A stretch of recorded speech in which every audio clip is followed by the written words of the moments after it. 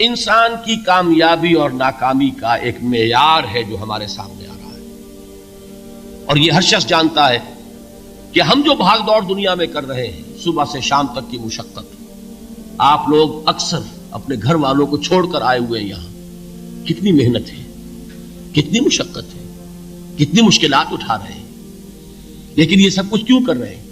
کامیابی کے حصول کے لیے۔ البتہ کامیابی کے معیارات ہیں، ہمارے ذہنوں میں جو معیارات بیٹھے ہوئے ہیں وہ کیا ہے؟ کامیابی پیسے سے ہے، کامیابی جائیداد سے ہے، کامیابی کاروبار سے ہے، کامیابی شہرت سے ہے، کامیابی اقتدار سے ہے۔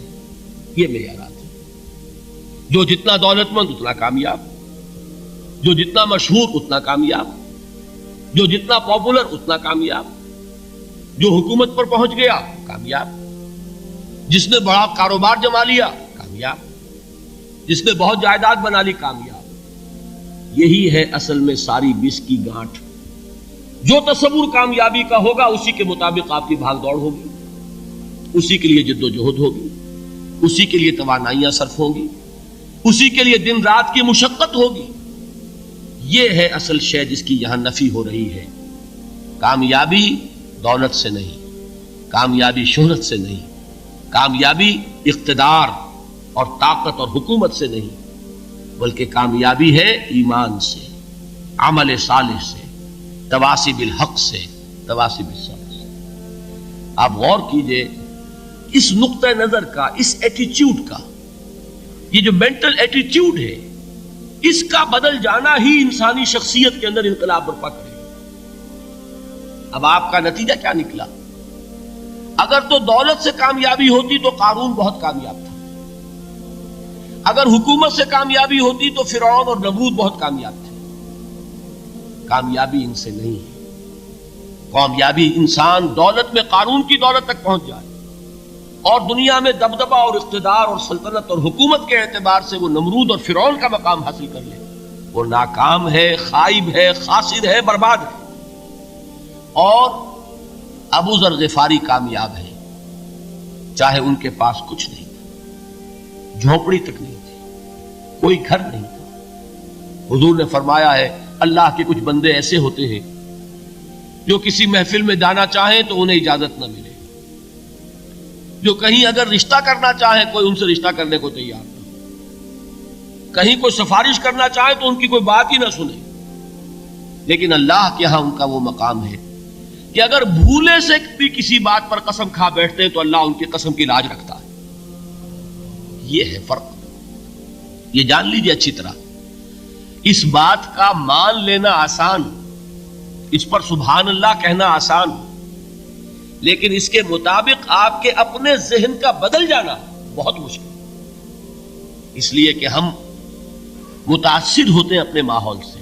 وہ بڑا محل ہے، دیکھ کر ایک دفعہ جھرجھری آتی ہے، وہ بڑی سی 20 فٹ لمبی کار سناٹے کے ساتھ آپ کے پاس سے گزر گئی، ایک دفعہ اعصاب کے اندر ارتعاش ہوتا ہے، محسوس ہوتا ہے بڑے یہ نصیبے والے لوگ ہیں، بڑے خوش نصیب، بڑے کامیاب، حالانکہ کچھ معلوم نہیں کہ یہی سب سے بڑی بد نصیبی ہو سکتا ہے کہ یہی سب سے بڑی ناکامی ہو۔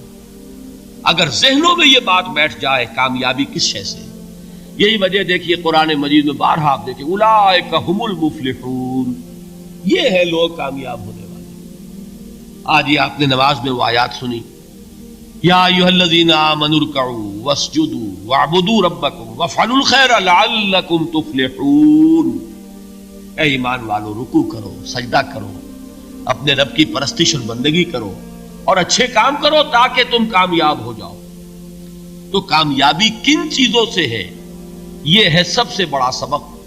یہ ہمارے دل میں اگر بات بیٹھ جائے، ٹھک جائے، تو زندگی بدل جائے گی، صبح و شام بدل جائیں گے، نقشے بدل جائیں گے، بھاگ دوڑ کا رنگ بدل جائے گا، ویلیو سٹرکچر بدل جائے گا۔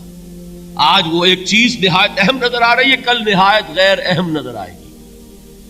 جیسے کہ حضور کی حدیث ہے مالی ولی الدنیا، مجھے تمہاری اس دنیا سے کیا سروکار ہے، انما مثلی کراکب استظل تحت شجرۃ ثم راح فترکھا، میری مثال تو اس سوار کی سی ہے جو تھوڑی دیر کے لیے ایک درخت کے سائے میں ٹھہرتا ہے سستانے کے لیے، پھر وہ اپنا راستہ لیتا ہے، اسے اس درخت سے مستقل تعلق اس کا نہیں ہے، وہ اس کا گھر نہیں، وہ اس کی منزل نہیں۔ اسی طرح یہ دنیا میرا گھر نہیں ہے۔ اب دیکھیے ہم کہتے ہیں انا للہ و انا الیہ راجعون، ہم تو مسافر ہیں، ہم اللہ کے پاس سے آئے، اللہ کی طرف ہمیں لوٹ جانا ہے۔ کن فی الدنیا کانک غریب و عابر سبیل، حضور فرماتے ہیں دنیا میں ایسے رہو جیسے کہ تم اجنبی ہو یا راہ چلتے مسافر ہو۔ لیکن یہ طرز عمل کب ہوگا؟ جبکہ یہ آیت ہمارے ذہنوں کے اندر بیٹھ گئی ہو، والعصر ان الانسان لفی خسر الا الذین آمنوا وعملوا الصالحات وتواصوا بالحق وتواصوا بالصبر۔ یہ ہے اصل بات جو میں نے عرض کیا تھا کہ میں بتاؤں گا صحابہ کیوں ایک دوسرے کو یاد دلاتے تھے۔ اس لیے کہ دیکھیے جیسے برف باری اگر ہو رہی ہو، آپ باہر نکلیں گے تو برف آپ کے کپڑوں پر جم جاتی ہے نا، تو آپ جھٹکتے ہیں کپڑوں کو تاکہ برف ہٹ جائے۔ ہمارے ایمان پر اس دنیا میں رہتے ہوئے جب ہم متاثر ہوتے ہیں ماحول سے تو گردہ آ جاتا ہے، برف پڑ جاتی ہے، اس کو جھٹکتے رہنے کی ضرورت ہے۔ اور وہ جھٹکنے کی بہترین اور مؤثر ترین شکل یہی ہے کہ یاد رکھو کامیابی ان چیزوں سے نہیں ہے۔ چمک دمک جو ہے دنیا کی، یہ ساری چمک دمک جو تمہیں رجھا رہی ہے، جو تمہیں اپنے اندر گم کیے ہوئے ہیں، یہ لفظ گم پر اقبال کا وہ شعر یاد آ گیا کہ کافر کی یہ پہچان کے آفاق میں گم ہے، اور مومن کی یہ پہچان کے گم اس میں ہے آفاق۔ تم گم نہ ہو کر رہ جاؤ، اس میں مبہوت نہ ہو کر رہ جاؤ، مرعوب نہ ہو کر رہ جاؤ، دنیا ہی کی محبت تمہارے اوپر ڈیرے نہ ڈال دے، تمہارے دلوں کے اوپر مسلط نہ ہو جائے۔